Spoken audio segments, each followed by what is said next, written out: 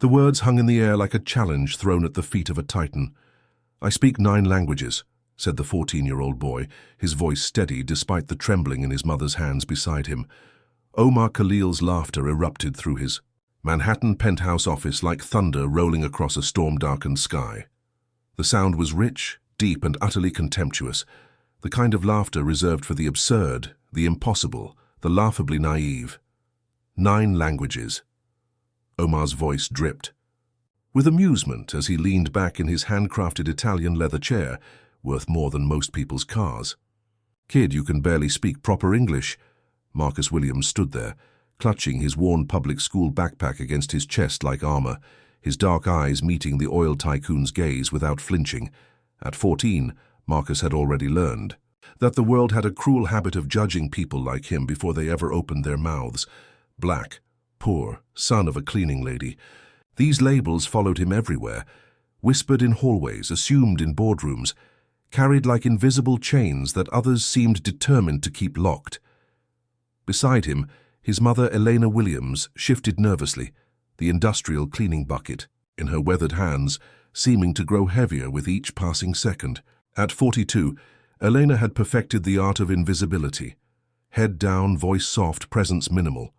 5 years of cleaning this very office had taught her that survival meant swallowing pride, accepting disrespect, and never, ever allowing her son to witness the daily humiliations that paid for their small apartment in the Bronx. But today had been different. Today, Marcus had insisted on accompanying her to work, claiming he needed to see where his mother spent her days. Eleanor should have refused, should have known better, should have protected him from this moment that was now unfolding like a car accident in slow motion.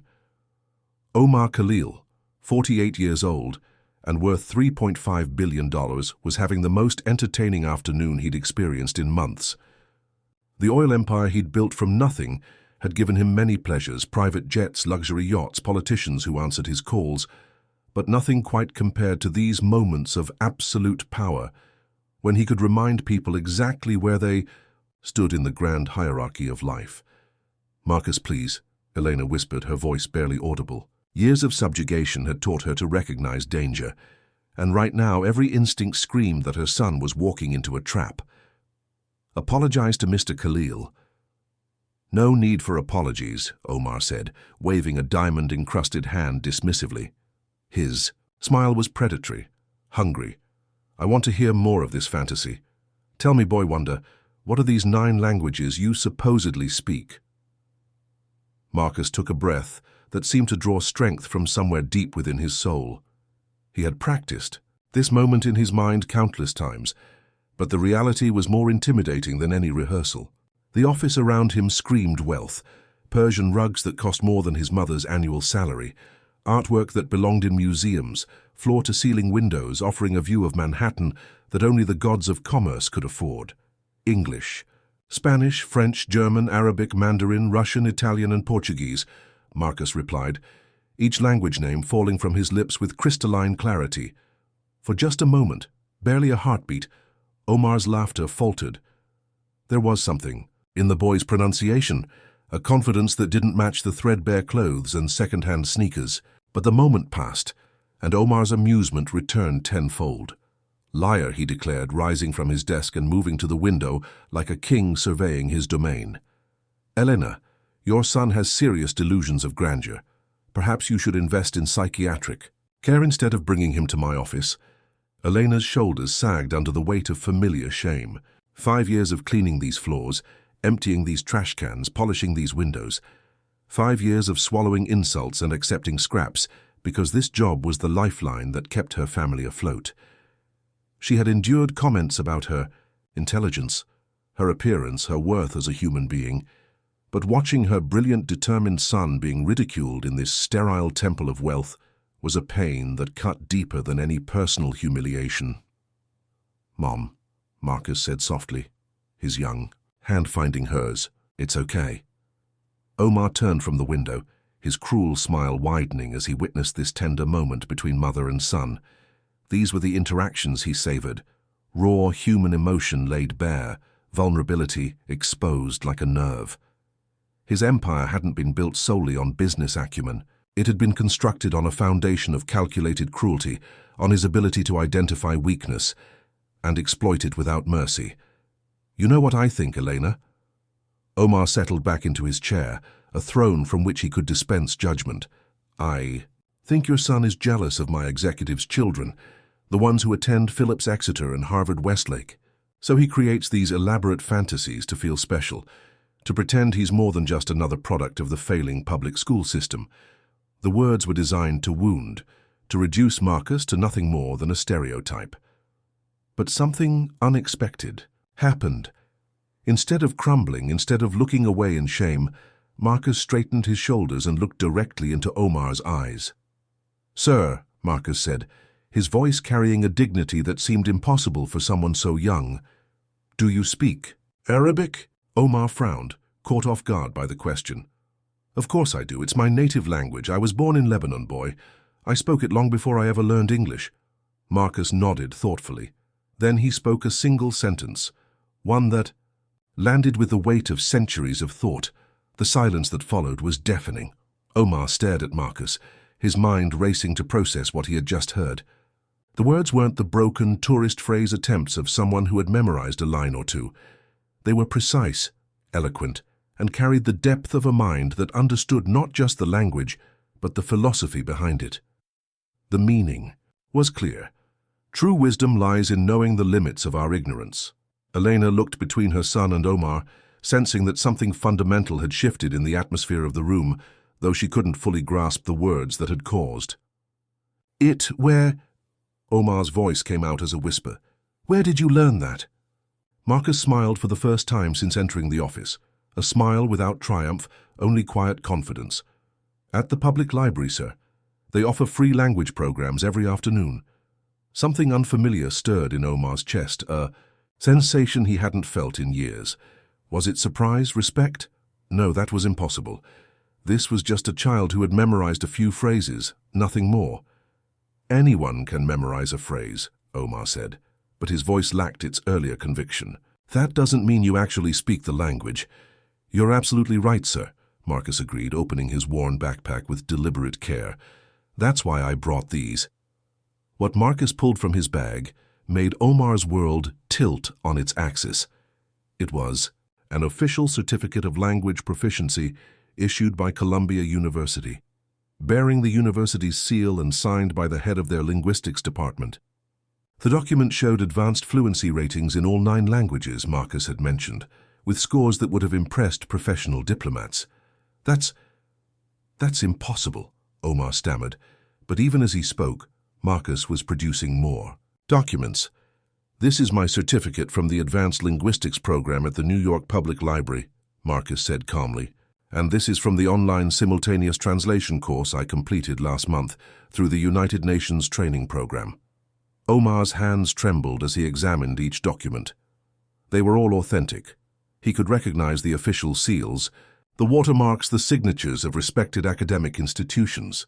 This 14-year-old boy, the son of his cleaning lady, had achieved a level of linguistic mastery that rivaled professional interpreters and international diplomats. How was all Omar could whisper. What Omar didn't know was that Marcus Williams, had been planning this moment for months. Every document, every certificate, every piece of evidence had been carefully arranged for this confrontation. But more than that, Marcus harbored a secret that would soon shatter everything Omar believed about intelligence, merit, and the true value of human potential. Omar examined the certificates with growing desperation, searching for some evidence of forgery, some proof that this was an elaborate hoax. But the more he studied them, the more his arrogance transformed into something approaching panic. The progression was clear, a methodical 3-year academic journey that had taken Marcus from basic language skills to advanced fluency. "This still doesn't prove anything," Omar muttered, more to himself than to Marcus. "Anyone can take online courses, you're right," Marcus agreed with that same unsettling calm. "That's why I brought this." Marcus retrieved a tablet from his backpack and opened a video chat application. Within seconds, the screen displayed an elegant Asian woman sitting in what was clearly a university office, with diplomas and academic awards visible on the walls behind her. "Professor Chen," Marcus said, switching seamlessly to rapid, fluent. "Mandarin, could you please confirm to Mr. Khalil my performance in your advanced business translation course?"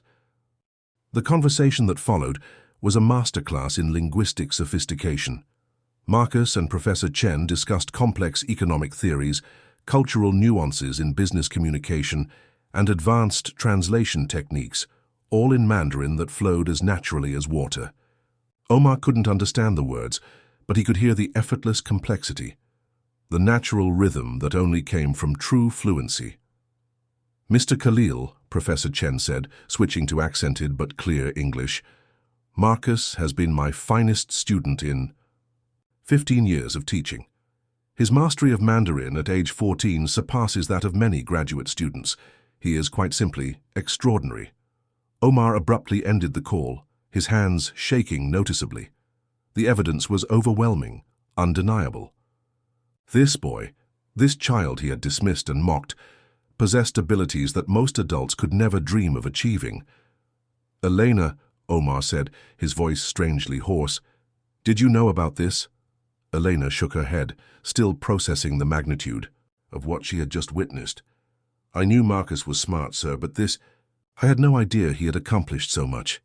3 years, Marcus interjected quietly. "I started when I was 11. Mum was working 2 jobs to pay for my private school tuition, but she lost her second job during the pandemic. When I transferred back to public school, the classes were too easy for me. So I decided to use my free time for something productive." Omar felt physically ill.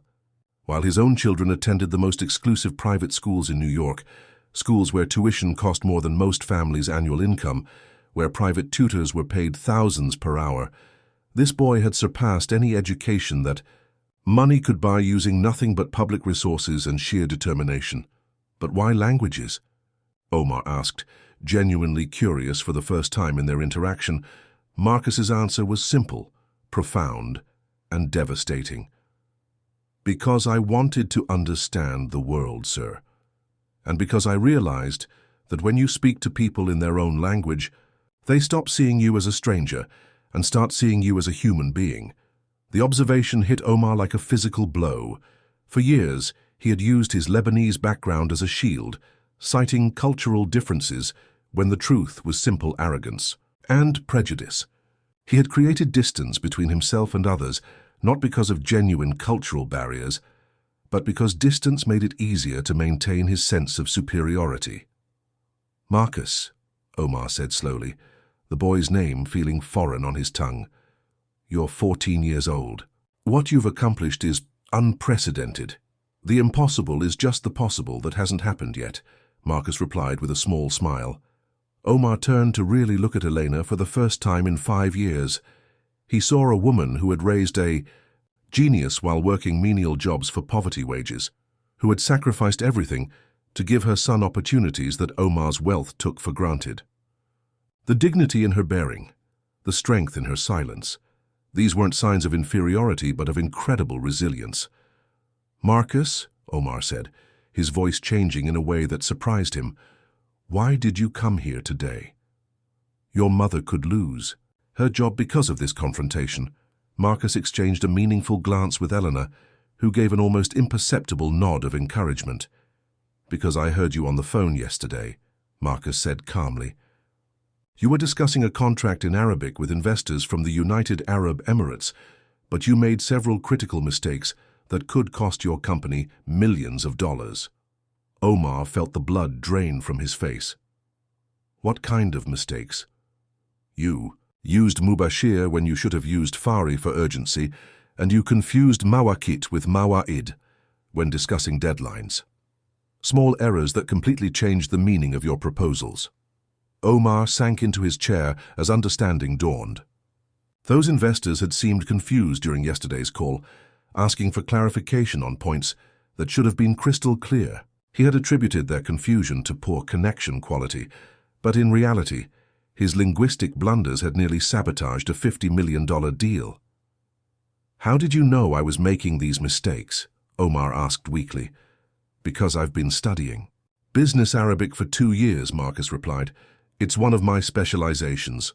Omar looked at Marcus with completely new eyes. This child wasn't just multilingual. He was an expert in international business communication at the age of 14. Marcus, Omar said slowly, you may have saved my company without me even knowing it. Actually, Marcus said, retrieving yet another document from his seemingly bottomless backpack, I did more than that. Omar took the paper with hands that had stopped shaking, but remained unsteady. It was a detailed proposal for restructuring his company's international communications, identifying linguistic and cultural errors that had cost them contracts over the past year, and suggesting specific solutions that could recover millions. In lost business. Yuktub analyzed my entire company? Omar whispered. Only the public communications, Marcus explained. Press releases, published transcripts, online documents. I identified patterns of mistakes that explain why certain international deals have failed. Omar read the proposal twice, then a third time. It was brilliant, comprehensive, and potentially worth hundreds of millions of dollars in recovered and future business. The analysis revealed flaws in his company's approach that his expensive consultants had completely missed. Why did you do this? Omar asked, genuinely bewildered. Marcus took a deep breath. Because I wanted to prove that a person's value isn't determined by their parents' bank account. It's determined by what they can contribute to the world. Omar felt something fundamental break apart inside his chest. For decades, he had operated under the assumption that success was hereditary, that intelligence was a privilege of class and circumstance. This boy had completely shattered that worldview. Omar Khalil, Marcus said, using his full name for the first time. May I ask you a question? Omar nodded, not trusting his voice. If a kid like me can accomplish this using public libraries and free internet, what could other young people from backgrounds like mine achieve if they had the same opportunities as your children? The question hung in the air like an accusation, a challenge and a prophecy all at once. Omar didn't yet know that Marcus's demonstration was merely the opening move in a carefully orchestrated chess game. Hidden in that beaten-up backpack was evidence that would prove Omar had lost million-dollar contracts, not just because of linguistic incompetence, but because of something far worse. And Marcus was about to deploy that evidence in a way that would forever alter the balance of power in that gleaming office. Omar was still processing Marcus's devastating question when the boy reached into his backpack one final time and withdrew, something that made the billionaire's blood turn to ice water, a small digital recorder. Before you answer that question, Marcus said with the same unsettling calm that had characterized their entire encounter, I need to show you something else. Marcus pressed play, and Omar's unmistakable voice filled the luxurious office. These black Americans are all the same, lazy, uneducated, always blaming others for their failures. That's why I only hire Arabs and whites for executive positions. You can't trust these people with real responsibility. Elena gasped, covering her mouth in horror. Omar's face went ashen as he recognized not just his words, but the context. Conversation with his vice president in the elevator just last week, discussing why their company's leadership remained so homogeneous despite legal requirements for equal opportunity employment. How did you? Omar stammered, his usual commanding presence completely shattered. The elevator last Tuesday, Marcus replied without emotion. You were discussing hiring policies with Robert Sullivan. You didn't notice I was there, Omar remembered. The conversation perfectly. They had been debating the merits of various job candidates, and he had made those comments during what he thought was a private moment between floors. The elevator had seemed empty when they entered, but apparently a 14-year-old boy had been standing in the corner, invisible to men who had trained themselves not to see people like him. That's illegal, Omar exploded, desperately grasping for control. You can't record private conversations without consent. New York is a one-party consent state, Marcus replied, with the precision of someone who had done extensive legal research. Completely legal. And considering that this recording documents systematic racial discrimination in hiring practices, I'm confident the Department of Labor would find it very interesting. Omar felt his carefully constructed world beginning to collapse. A recording like this could destroy everything: his company, his reputation, his legacy. Discrimination lawsuits alone could cost hundreds of millions of dollars, not to mention the criminal investigations that might follow. What do you want? Omar whispered, the fight completely gone out of him. Marcus smiled, but it wasn't the innocent smile of a child. It was the smile of someone who had planned every move of this encounter with surgical precision. I want you to choose, Marcus said, walking closer to Omar's massive desk. You can continue believing that people like my mother and me are inferior, and this recording will be on the desk of every major journalist and civil rights lawyer in New York by tomorrow morning. Omar swallowed hard, tasting fear for the first time in decades.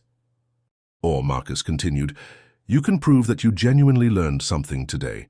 I want you to promote my mother to facilities director with a salary of $80,000 per year.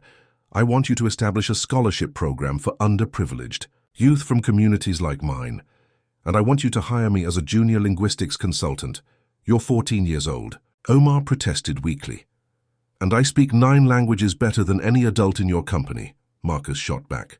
Besides, I've already proven I can save your business millions of dollars. Omar looked at Elena, who had remained silent throughout this extraordinary confrontation.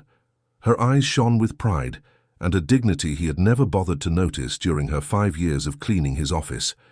Elena, Omar said, his voice cracking with emotion. He didn't understand. You've raised a genius. I've raised a man, Elena replied firmly, her voice carrying strength that surprised even her. A man who knows his worth and refuses to accept being treated as less than he is. Marcus reached into his backpack once more and withdrew a formal contract. I've already prepared the terms of our agreement. You have 5 minutes to decide before this recording becomes public. Omar took the contract with trembling hands. It was detailed, professional, and included protective clauses that would prevent any future retaliation against Marcus or Elena. The boy had anticipated every possible complication and addressed them with the thoroughness of an experienced lawyer.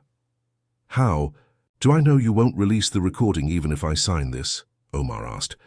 Marcus looked him directly in the eyes, because unlike you, I believe in giving people genuine opportunities to change. Omar reread the contract carefully. The terms were actually quite reasonable, even conservative considering the value Marcus could bring to the company. But signing would mean admitting that everything he had believed about merit, intelligence, and human worth had been fundamentally wrong. What happens if I refuse to sign? Omar asked, though he already knew the answer. Marcus checked his watch. This recording will be sent to the New York Times, CNN, and the Attorney General's office in exactly 2 minutes and 30 seconds. You're blackmailing me, Omar said. I'm offering you justice, Marcus corrected. You've spent years benefiting from a system that judges people by their circumstances rather than their capabilities. Now you have the chance to be part of the solution. Omar gazed out at Manhattan, the city he had conquered through a combination of intelligence, ruthlessness, and sheer force of will. But this 14-year-old boy had just outmaneuvered him using those same qualities, turning Omar's own weapons against him with devastating effectiveness. Elena, Omar said softly, do you accept the promotion? Elena looked at her son, who nodded, encouragingly. I accept, sir. Omar picked up his gold pen, a gift to himself when his company had reached its first billion in value, and signed the contract. As his signature dried on the paper, he felt as though he was agreeing to much more than an employment arrangement. He was accepting a completely different way of seeing the world. Marcus Williams, Omar said, extending his hand, you just taught me the most expensive and most valuable lesson of my life. What lesson is that? Marcus asked, shaking the billionaire's hand. That real intelligence has nothing to do with where you were born or how much money your parents have. It's about what you do with the opportunities you create for yourself. Marcus smiled and put away the recorder. Welcome to the 21st century, Mr. Khalil. But Marcus had one final surprise that would reveal not only the true extent of his planning, but also something about Omar's own past that would change everything the billionaire thought he knew about his origins and the meaning of merit. As Omar released Marcus's hand, the boy reached into his backpack and withdrew 2 additional recording devices. For your information, Marcus said casually, everything that happened here today was also recorded, including your willing signature on this contract. For the first time in years, Omar laughed, not the cruel laughter he had begun their meeting with, but genuine laughter filled with admiration and respect. You're frightening smart, kid, Omar said. Marcus smiled back. No, sir. I was just better prepared. 6 months later, Omar Khalil found himself in a place he never could have imagined, sitting around a circular table in the Bronx Public Library, surrounded by young people from disadvantaged communities who were participating in the scholarship program Marcus had demanded. The man who had once viewed public libraries as symbols of failure now considered them temples of educational excellence and human potential.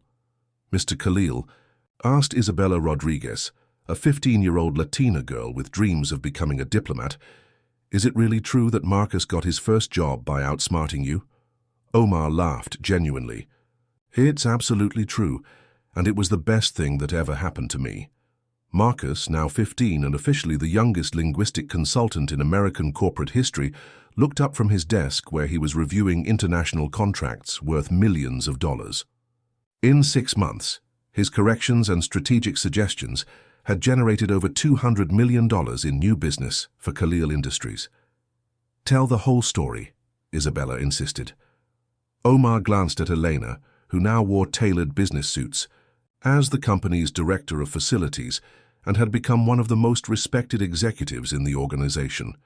She smiled encouragingly. 6 months ago, Omar began, I was a wealthy but profoundly unhappy man.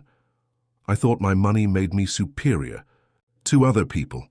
Then Marcus taught me that true intelligence has nothing to do with your zip code or your parents' bank account, but everything to do with what you accomplish with the opportunities you create.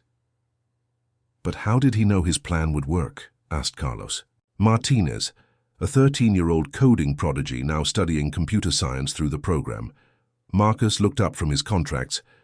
Because I researched Mr. Khalil for months, I discovered that he had grown up as a poor immigrant in Lebanon, arrived in the United States at 16, speaking almost no English, and built his entire empire from absolutely nothing. Omar nodded thoughtfully. Marcus showed me that I had forgotten my own origins, that I had become exactly the kind of person who had once discriminated against me when I was young and struggling. And now, Isabella asked, now our company is the most diverse in the industry. Helena replied with pride.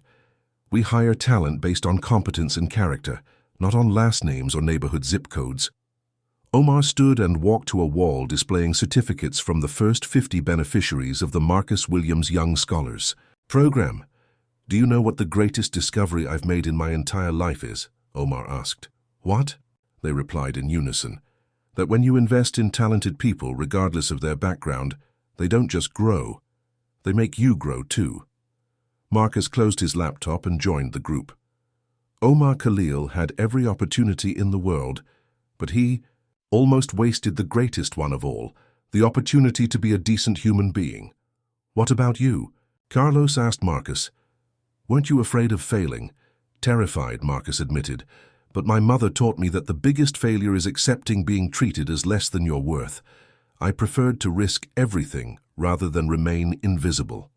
Omar looked at Marcus with deep admiration. The most impressive thing wasn't that he spoke 9 languages or that he analyzed my company. It was that he had the courage to confront a powerful man, knowing it could destroy his family's livelihood. But you had backup plans, right? Isabella pressed. Marcus smiled. Always have multiple strategies and always have evidence to support your position. Elena stood up. Time to go, Marcus. We have a video conference with investors from Tokyo in an hour. As they walked toward Elena's new company car, a Mercedes-Benz that came with her executive position, Omar reflected on the complete transformation of his worldview. Marcus, he said, I have a confession to make. What's that? You didn't just save my company or my reputation. You saved my soul. Marcus stopped walking. What do you mean? I was becoming a monster, wealthy, powerful, but completely empty inside. You forced me to remember that true success means using your privilege to lift others up, not to tear them down. Elena kissed her son's forehead. I'm proud of you, baby. Not for the money or recognition, but for the man you're becoming. And I, Omar added, am honored to have learned from both of you that family isn't about blood or circumstances. It's about people who inspire you to become better than you ever thought possible. That afternoon, during the video conference with Japanese investors, Marcus simultaneously translated complex negotiations that resulted in a $500 million partnership deal. Omar watched in amazement, remembering the day he had mocked this same remarkable young man.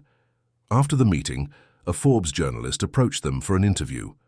"Mr. Khalil, how does it feel to be the first billionaire CEO to have a 15-year-old? Senior consultant?" Omar smiled. "I feel like I finally understand the true meaning of leadership. It's not about being the smartest person in the room.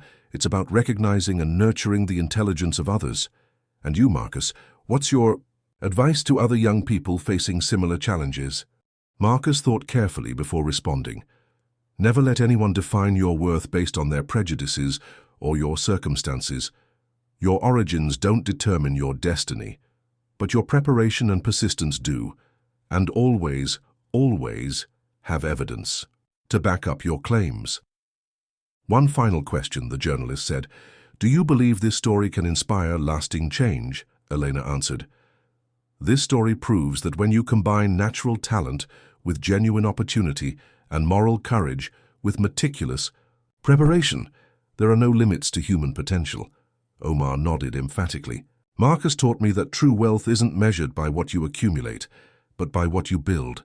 And the smartest investment any of us can make is in human potential, regardless of where it comes from." As the camera stopped rolling, Omar looked around at the diverse, dynamic team that now surrounded him.